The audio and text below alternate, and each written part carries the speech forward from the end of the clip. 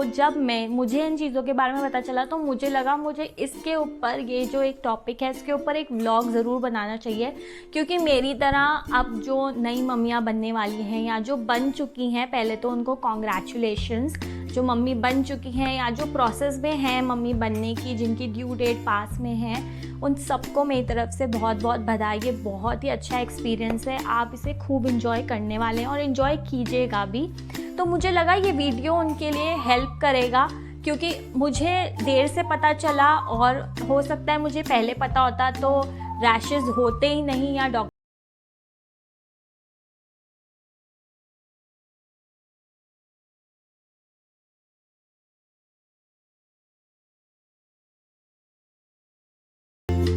नमस्ते, स्वागत है आपका मेरे चैनल में अविर एंड मम्मा।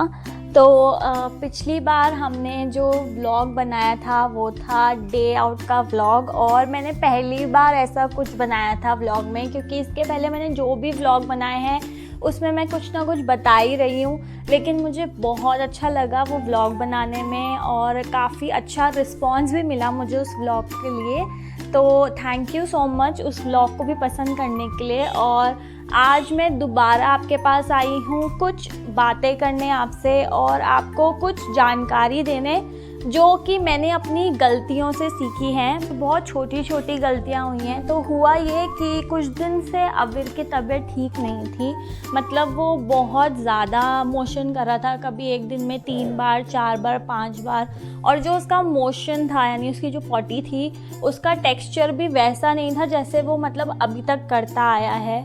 फिर उसके बाद जैसे अब वो अगर बार बार कर रहा था मोशन जो है, तो बार बार जो है क्लीन करना पड़ रहा था वाइप से, उसी से उसको जो है रैशेज़ होने लग गए।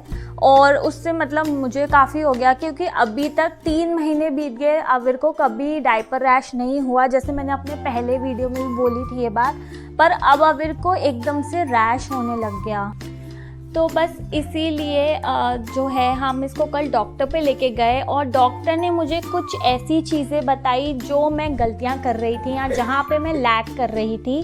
तो मैं वही चीज़ें आज आपसे इस वीडियो में शेयर करने वाली हूँ जी। तो मैंने डॉक्टर को बताया कि अविर को जो है काफ़ी दिनों से ऐसे मोशन हो रहे हैं। तो सबसे पहले डॉक्टर ने जो चीज़ करी वो डॉक्टर ने किया इसका वेट चेक। डॉक्टर ने वेट चेक करने के टाइम पे बोला कि अगर अविर का वेट जो है वो बढ़ रहा है, लास्ट टाइम से बढ़ रहा है, जैसे पहले हम जब गए थे तो इसका 5.9 समथिंग वेट था और अब इसका वेट जो है टचवुड वो 6.15 है, तो यानी इसका वेट घटा नहीं, इतने मोशंस के बाद भी इसका वेट बढ़ रहा था। तो डॉक्टर ने बोला अगर ऐसा कोई सिनेरियो होता है तो इसमें आपको परेशान होने की बिल्कुल भी ज़रूरत नहीं है, क्योंकि अगर बच्चे को मोशन भी हो रहे हैं तो उसका वेट जो है वो कम नहीं होना चाहिए। अगर कम हो रहा है तो परेशानी की बात है या आपको चिंता करने की बात है, लेकिन क्योंकि वेट बढ़ रहा है तो उसमें कोई भी परेशानी नहीं है। डॉक्टर ने मुझे जो रीज़न बताया, जो एक रीज़न हो सकता है अविर को इतने मोशन होने का, वो है फीड, मतलब कि जो टॉप फीड, जैसे मैंने आपको पहले भी बताया था कि ये लैक्टोजन जो है मैं मतलब बेबी को दे रही हूँ टॉप फीड में, मैंने अपने न्यूबॉर्न एसेंशियल वाले वीडियो में बताया है। और मैंने पहले भी वीडियो में बोला था, अभी भी मैं बोल रही हूँ कि मदर्स मिल्क जो है वो ही अच्छा होता है, पर किसी भी प्रॉब्लम की वजह से अगर आपको देना पड़ता है टॉप फीड तो आप जो है दे सकते हैं ऑल्टरनेटिव में। 1 स्पून डलता है, और जो स्पून है ये आपको आपके जो भी फॉर्मूला फीड है उसमें मिलेगा ही, ये देख सकते हैं आप, ये स्पून आपको हर जो बॉक्स होगा उसके अंदर होगा ही होगा। तो 30 ml में आप डालते हैं 1 स्पून, जैसे ये बॉटल है, और यहाँ पे आप देख सकते हैं कि 20 के ऊपर 30 है, उसके ऊपर 40, 50, 60 ये ऐसे मेजरमेंट है। तो 30 ml में जो है 1 डलेगा, 60 में आपके 2 डलेंगे, 90 में आपके 3 डलेंगे। तो मैं क्या कर रही थी, जब मैंने 30 ml दिया उसके बाद जब मैंने 40 किया तो मैं 1 और थोड़ा सा और जो है वो डाल रही थी। बट डॉक्टर ने बोला ये गलत तरीका है बच्चे का फॉर्मूला फीड बनाने का है। अगर 70 ml दे रहे हो तो आपको पूरा 90 ml बनाना पड़ेगा, यानी कि आपको पानी जो है वो यहाँ तक भरना पड़ेगा, और उसमें जो रेशियो रहता है यानी 90 ml में आपको 3 चम्मच जो है वो फॉर्मूला फीड का डालना पड़ेगा।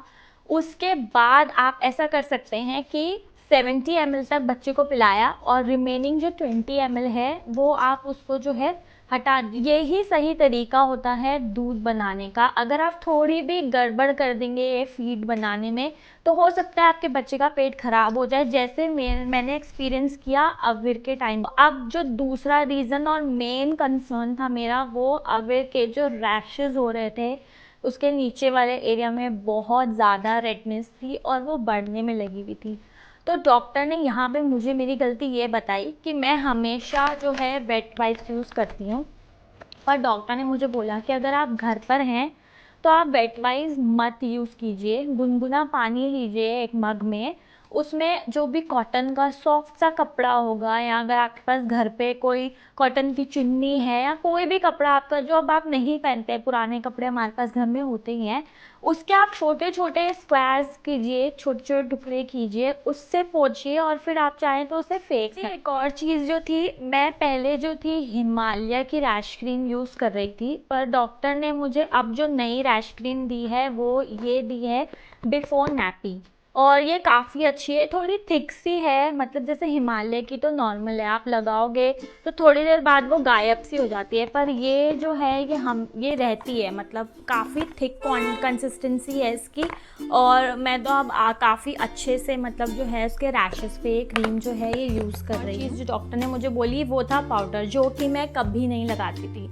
मैं सिर्फ अविर को साफ़ करती थी, क्रीम लगाती थी, जो रैश क्रीम थी वो लगाती थी और डायपर पहना देती थी, क्योंकि मुझे ऐसा लगता है कि डॉक्टर्स जो हैं, और मैंने कहीं पे पढ़ा भी था कि डॉक्टर्स जो है वो पाउडर के लिए मना करते हैं। तो डॉक्टर ने मुझे बोला कि वो रिकमेंड करते हैं पाउडर लगाना डायपर एरिया में और आर्मपिट्स में, यानी क्योंकि वहाँ बहुत पसीना आता है और पसीने से जो है वहाँ बैक्टीरिया हो सकता है और बच्चों को रैशेस जैसी परेशानियाँ हो सकती हैं, जो कि अविर के केस में भी हुई। तो अब मैं क्या करती हूँ, अब मैं कॉटन के कपड़े से अच्छे से अविर को जो है पोंछती हूँ, उसके बाद मैं उसे सुखाती हूँ, दूसरे जो सूखा कॉटन का कपड़ा है उससे सुखाती हूँ, क्रीम लगाती हूँ, और पाउडर लगाना अब मैं बिल्कुल नहीं भूलती हूँ, जो मैं पहले नहीं लगा रही थी। और आखिरी चीज़ जो डॉक्टर ने मुझे बोली वो है डायपर।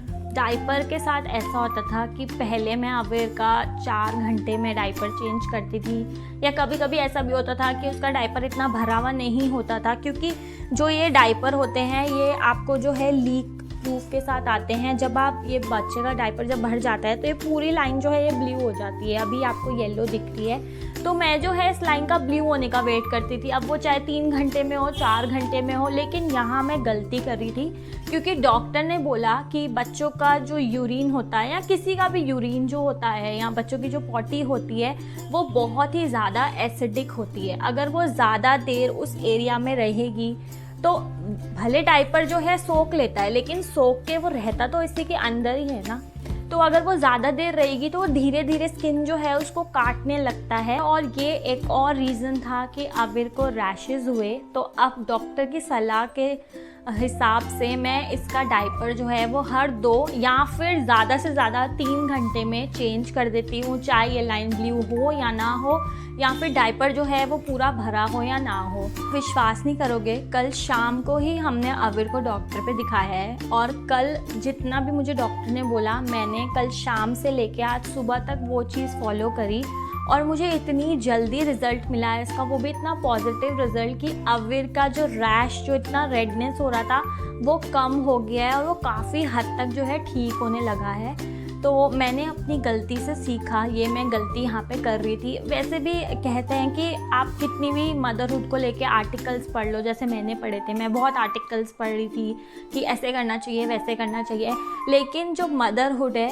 उसमें आप जो सीखते हो वो एक्सपीरियंस से ही सीखते हो, जैसे मैंने सीखा।